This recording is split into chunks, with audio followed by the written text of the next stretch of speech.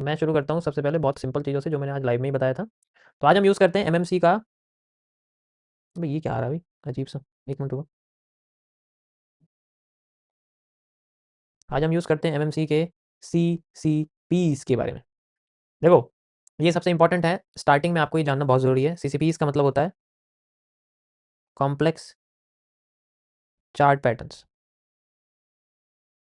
ठीक है, complex chart patterns.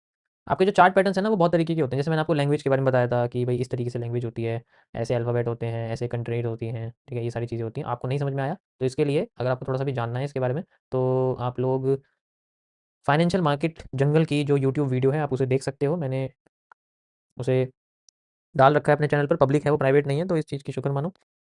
Okay, ROS, yes yes, कोई बात नहीं, आरओएस बताया करेंगे अभी। आरओएस समझने के लिए पहले जिस चीज़ को रिपीट करोगे आप उसको तो समझो वो क्या होती है।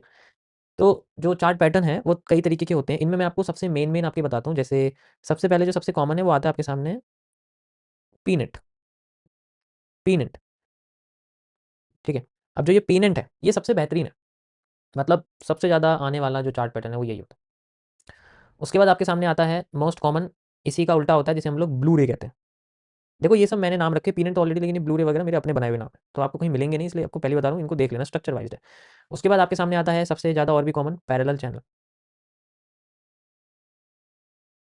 ठीक है, ये शुरुआत में जानने ज़रूरी है, बाद में आपको हैबिट पड़ जाएगी तो आपको नाम भी बोलने की इनकी ज़रूरत नहीं पड़ेगी।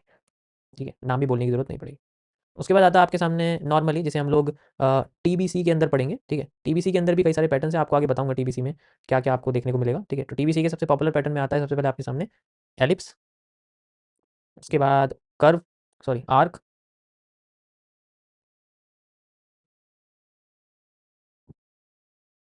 ठीक है, और उसके बाद एक तो कर्व हो गया, एक आर्क हो गई, और एक और होता है, ठीक है, जो मैं आपको बताऊंगा आगे। ठीक है, अभी मैंने वो रिवील नहीं किया है, बट ठीक है।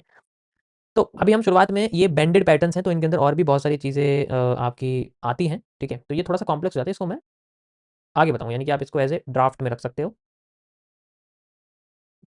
दिस इज योर ड्राफ्ट, जैसे आप ड्राफ्ट में रख देते हो ना, कोई भी मैसेज भेजना होता है फिर बाद में डिलीट कर देते हो, फिर ये ड्राफ्ट में कर देते हो, वही वाली चीज़ है।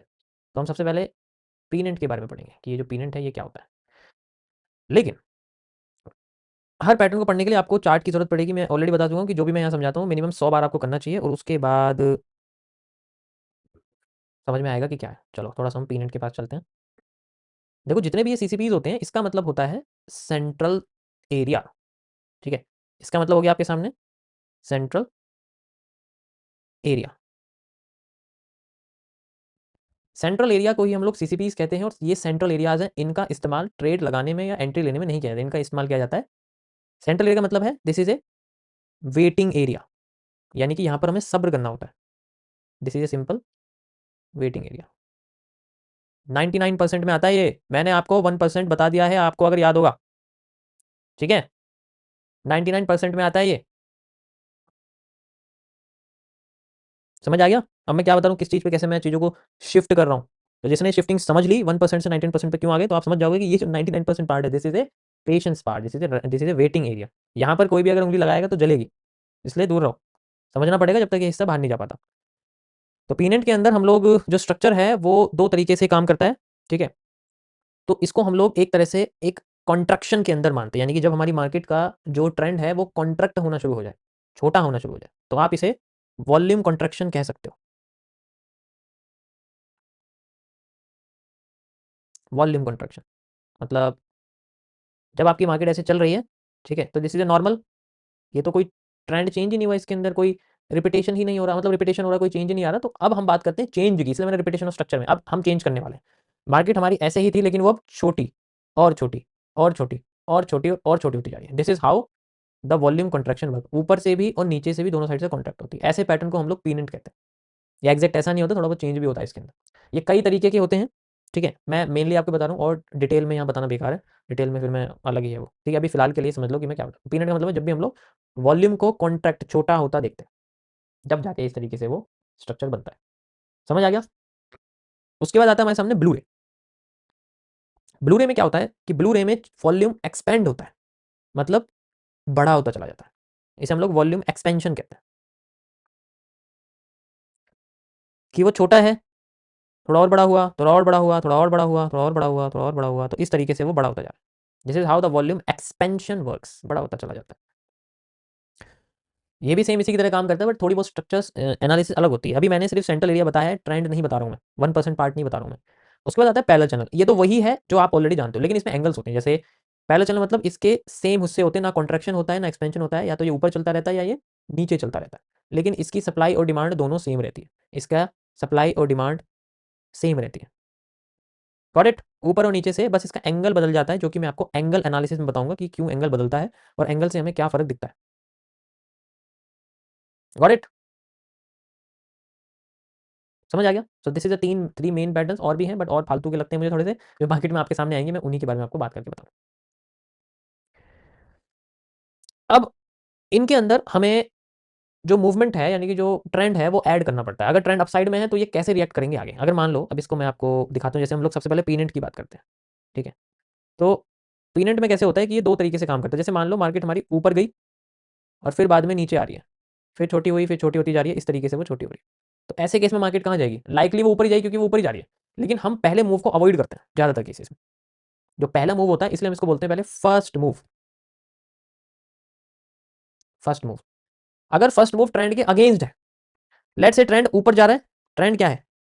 ट्रेंड आपका बुलिश है, ट्रेंड आपका ऊपर जा रहा है। अगर आपकी मार्केट यहां से नीचे गिर गई, तो अब हम क्या करेंगे? तो ये जो पहला मूव होता है, this is called a first move, हमें इसको इग्नोर करना होता है और इसके बाद जो मूव आता है, हमें उसे यूज करना होता है, जो हमारा ट्रेंड के साथ जा रहा है। प्रीनेंट तो बस एक बीच का हिस्सा है जहां वेटिंग किया जाता है। सबसे पहला तो एरिया ये होता है। दूसरा होता है कि अगर मार्केट हमारी ऐसे जा रही है, वो अपसाइड ही जा रही है और ट्रेंड इसका अपसाइड है, और फिर मार्केट हमारी इस तरीके से मूवमेंट दे रही है, और फिर लेट्स से वो सीधे ही ऊपर जा रही है। तो ऐसे केस में मार्केट तो ऊपर जा रही है, अब हम क्या करेंगे? तो अब हम लोग स्कैल्पिंग यूज करते हैं। स्कैल्पिंग में आपको बताता हूँ क्या होता है। जब मार्केट में छोटे मूव को हमें कैप्चर करना पड़ता है, तब हम स्कैल्पिंग यूज करते हैं। इसमें कम रेशियोज होते हैं, मैं रेशियोज भी बताऊंगा कि क्या होता है। रेशियोज मतलब कितना हम लगाते हैं और उसका कितना गुना हमें मिलता है, उसे हम लोग रेशियो कहते हैं। उसकी कैलकुलेशन भी होगी। तो जब हम ट्रेंड के अगेंस्ट जा रहे हैं, तो हम लोग कम रेशियो लेते हैं, और फिर बाद में मार्केट हमारी फिर से ऊपर उठ सकती है, तो हम इस सप्लाई को, यानी कि डाउन साइड में भी जाके यहाँ से बैठ सकते हैं। ये भी पॉसिबिलिटी, अगर वो ट्रेंड के साथ ही पहले चला गया है। हमें ऑलरेडी ऊपर जाना था, लेकिन वो पहले ही चला गया ऊपर, हमें पहला मूव रियल मिला। ये फर्स्ट मूव होते हैं। ये पहला मूव फेक है, ट्रेंड के अगेंस्ट है, तो हम इसे फर्स्ट मूव फेक कहते हैं। ये पहला मूव सही, तो इसे फर्स्ट मूव राइट कहते हैं, मतलब सही है। या फिर आप फर्स्ट मूव रियल कह सकते हो। जब ये फर्स्ट मूव फेक होता है, तब हमारे सामने निकल के आता है रिवर्सल, और इसी को हम लोग बोलते हैं एफ एम एफ आर। ये वर्ड याद रखना बस हमेशा, ये सबसे ज़्यादा यूज़ होगा, ठीक है? एफ एम एफ आर, यही बार बार यूज़ होगा। अब इसमें कितना क्या यूज़ करना है, ये मैं आपको सप्लाई डिमांड के क्वांटिटी एनालिसिस में बताऊंगा, यानी कि कितना हिस्सा कहाँ से कॉपी पेस्ट करना है, क्यों करना है, आधा ही करना है या पूरा करना है। तो वो सीरियल वाइज चलेगा। पहले हम लोग सेम सेम करेंगे, फिर हम लोग 100% के बाद 150% करेंगे, फिर 50% करेंगे। ट्रेंड फिर चेंज क्यों हो रहा है, उसके बारे में हम लोग बात करेंगे। समझ आया? ये चीज़ समझ में आ गई? ये जो चीज़ मैंने आपको बताई है, ये चीज़ इन सब में होगी, कोई चेंज नहीं है, सबके अंदर यही होगा। बस ये सेंट्रल एरिया, इनकी शेप्स बदल जाएंगी। शेप्स बदलती है तो देखो, एक माइंड का ना एक माइंडसेट होता है। मैं आपको थोड़ा माइंडसेट बताता हूँ। माइंडसेट क्या होता है? माइंडसेट होता है हमारा, मार्केट हमारा माइंडसेट चेंज करने की कोशिश करती है।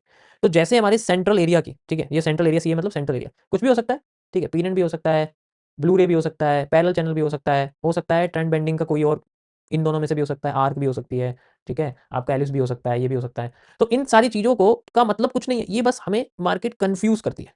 It's just confusing.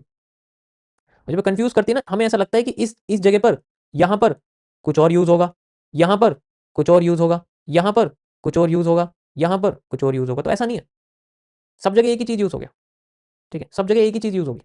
अब जब सब जगह एक ही चीज़ यूज़ होगी ना, तो इसका मतलब ये है कि हमें सिर्फ मार्केट सेंट्रल एरिया दिखा के कन्फ्यूज़ कर रही है। हमें सबसे इंपॉर्टेंट है, हमें एफएम पे काम करना है, फर्स्ट मूव पे काम करना है। फर्स्ट मूव देखना है वो कैसा आ रहा है, उसके बाद फिर हमें रिएक्शन करना है। यानी कि हमें 99% पहले वेट करना है, उसके बाद 99% मतलब आपके अलावा दुनिया में जो 99% एनालिस्ट या ट्रेडर हैं, वो पहले अपना पहला दाव रखेंगे, फर्स्ट ट्रेड वो प्लेस करेंगे। जब उनके ऐसे लगेंगे, तब मार्केट रिवर्स करेगी, तब हम लोग बैठेंगे वहां। समझ आया?